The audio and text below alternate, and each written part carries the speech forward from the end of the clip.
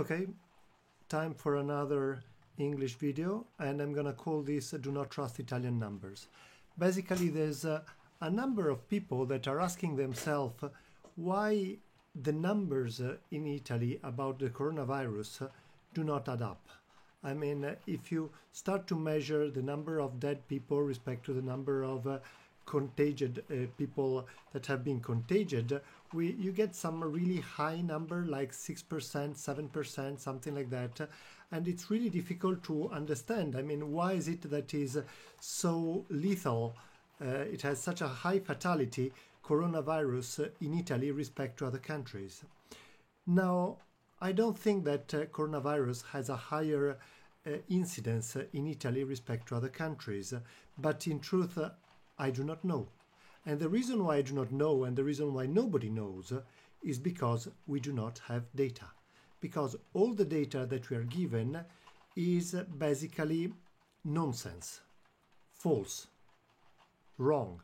You cannot trust on it. And I'm going to go through that and to explain each of them why it does not, why you cannot trust it. And basically, it's not like someone wanted to actually hide this information. It's more like they put other priorities above and thought, well, it's more important to do this than to do that. And very often the other priority was, let's try to save lives as much as possible, even if this would screw up the statistics. And absolutely understandable. But please do not trust Italian numbers. I mean, they're totally off. So what are the numbers, first of all? I mean, if you go to this website, which is Worldmeters Coronavirus and so on, you will find data about Italy. This is so I copied here some of those data from a few days ago. It doesn't really matter if it's not the latest day, because basically I'm going to say why the various cases are false, not this particular day or that particular day. So, but what are the data that are given? The total number of cases, and so the difference between the number of cases today and yesterday, the number of deaths for coronavirus and the new deaths, the total recovered, the active cases, how many people are still have the coronavirus, how many people still have the coronavirus, and how many people are in ICU, in intensive care, and some relative information we have respect to the whole population. So those are the numbers, and practically all of them are nonsense. Let's go one by one. Number of cases. Now, in a few days ago, in fact, at the beginning of the epidemic in Italy, around the 26th of February, this document came out. And this document is from the Ministero della Salute, Ministry of Health, which basically says under what conditions people should be tested or not tested. And I do have the document over here. So we're going to go a little bit through it. It's in Italian, so I will have to translate some parts of it. And I do believe that actually in other countries the situation is not that much better. So for tests to be done, you need to have a high respiratory infection that requires recover. So to test him, you need to have those people that require recovered, and that in the 14 days before must have had a close contact with someone who had coronavirus 19, or had been living in some places where it's believed that the transmission is communitarian, like in Wuhan, or right now in some part of Italy, and then bigger parts of Italy, and so on. This actually means that they are totally discounting the importance of asymptomatic cases. They are not following them. And so because they are not following the asymptomatic cases, I mean, they're following the asymptomatic cases when they find them, but if someone is asymptomatic, they will not actually test him. And so they will never actually know that he actually is infected with coronavirus. And then if that person touches another person who eventually becomes infected, they will not test this person because, well, you know, he got he's not connected with someone that we know of. This is really bad. So the result of this, they kind of moved this a little bit. So now they started to accept that if you have really high symptoms to the point that you need to go into hospitalization, they will actually test you. So the result of this is that they are only testing people who have really, really severe conditions. Now we know that 50%, around 50% of the cases are asymptomatic. 48, actually, they knew it. They knew it from the 22nd. From the 22nd of February, they actually knew it because they tested the first case that they discovered. They started testing people around, and they said, well, 48% of the cases are symptomatic, and now it's around 48, 50, 52. You know that about that percentage. Then there is a huge number that have light infection, and then only few people really have severe infection and then dies. But then when you actually end up, 50% don't get are asymptomatic, but they still can spread it. They still can go out. They don't even know that they have it. They're not tested, and they can go, and then can go out. Other people have mild symptoms, and maybe it's it could be an infection. It could be a normal flu. I don't know. And then there is another part that needs to be hospitalized, and then another part of this that really need to go into intensive care. And they only test the people that really, really need to be hospitalized. In a situation where to actually be hospitalized, it's a moving target, because it's harder and harder, because the places in the hospital are less and less. So as a result, at the beginning, the first case, they immediately took it. Eventually, you needed to have symptoms, and then the symptoms needed to be really serious, and then really serious, and so on. And so it's getting harder and harder to get these contacts. And from what I know, even trying to call them and say we have a problem is becoming harder and harder, because there are more people that are actually phoning. So the result is that less people are actually able to get this test. By the way, another thing is they are not testing. Well, now they changed this, luckily, but and I hope they change it. I mean, they said that they have changed it, but I haven't actually seen the new document. But well, let's hope that the television say they changed it. But at some point, they basically started saying that, and by the way, the documents, I will put a link to the document in the description of the video, so down below. And cool, I can say down below, just you can like the video down below and subscribe up there and so on. So and then they were not testing doctors. They were not testing because they are saying that there is a risk that if you test the doctors, they might actually stop working, and as a result of this, they might not have enough doctors. So they actually started not testing doctors, and until the situation kind of exploded in their hands. There were doctors that started to pretend that they had symptoms just to be tested, and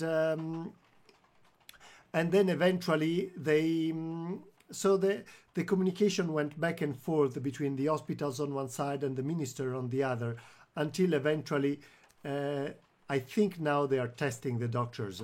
But that's another problem. And of course, doctors are, at the first line, and not only you need to care for them, but if they get ill, they will actually pass it on to other people who have their defense, their immune defense particularly low. So this is extremely damaging. So, okay, so this is one of the reasons. And as a result of this, the total number of cases that we know is not this number, is not 69,000 or however it is right now. It's more than that. We don't know how many, but it's more than that. You should consider this as a minimum number. And the new cases is just, sorry, it's just bullshit, is nonsense, is false. This is just how many cases we have found. And interestingly, every day the people from the Protezione Civile, you know, the people from emergencies, come and say those data in a very official way. And recently, in an interview, the head of it said, but you know, if we actually were to, if we need to make an estimate, the number of cases are probably 10 times more. And this is, and I recently spoke with a journalist, someone who had been a journalist for all his life, and he, I mean, for me it was obvious because I've done mathematical models just by taking this number of dead and putting it in an SIR. I knew that the number of cases should have been around 50,000, 500,000 or 600,000, something like that. But the fact of them saying it, then the question is, then why are you doing all this? Why are you getting all the people in the same room to declare those numbers in such an official way when after those numbers are false? And so those are just the numbers that we have found, we have tested. And so it should be actually changed, you know, recorded cases that were bad enough to actually test. And so the second one is the number of deaths.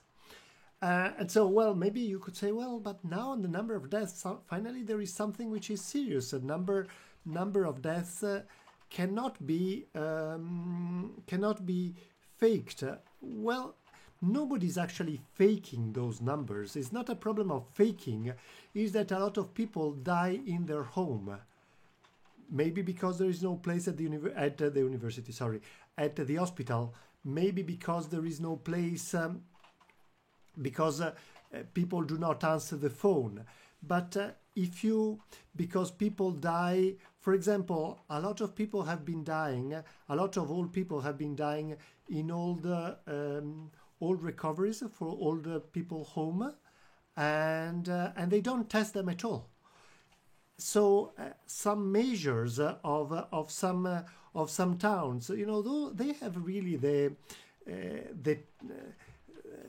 il polso. They really have the sense of the situation, and they said, yeah, you know, we know that so many deaths have been recorded as coronavirus, but actually the number of deaths for other cases, for pulmonary infection, untested, all people dying in their home and so on, it's 5 times or 10 times more than normally in the other in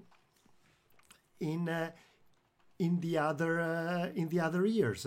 So what they are starting to do is to take the number of deaths on average in the other years, and then try to find what are the number of deaths regardless of the cause right now. And some deaths will be less. For example, right now there are much less deaths for traffic because nobody's on the street, while there might be more deaths for people having problems at home and having an incident at home, of course, and less deaths for work.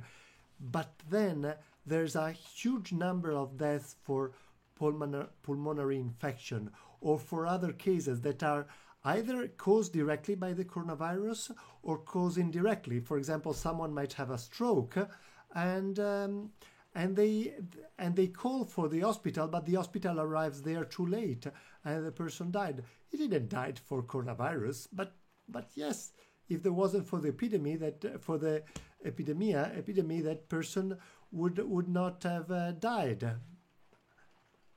So that also, and so how many deaths are actually there?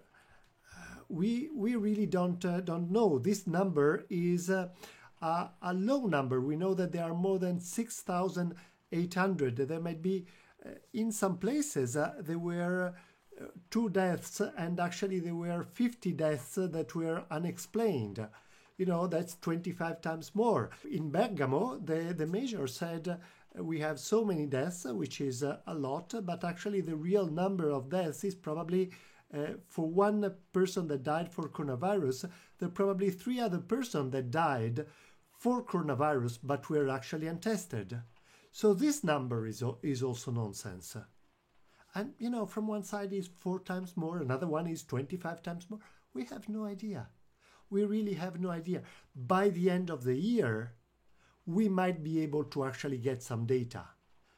At the end, you find out how many people died this year, how many people were on average in the other years, and then you can get some statistics. But trying to find, the trend, and it's nonsense. And I speak as a mathematician who used the number of deaths trying to come up with a model. It's hopeless. It's really hopeless. So those are actually deaths tested and new deaths tested. It's, we tested some cases. Oh, well. So what about numbers of recovered? Well, that's the same thing.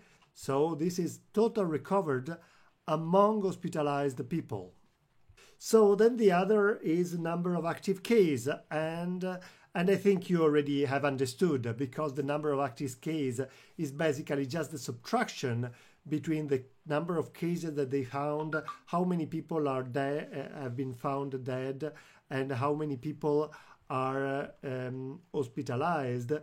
Basically, this is also nonsense. This is just how many cases among the one that we were following. So that's also nonsense. Number of seriously critical, that is number of people who are in intensive care.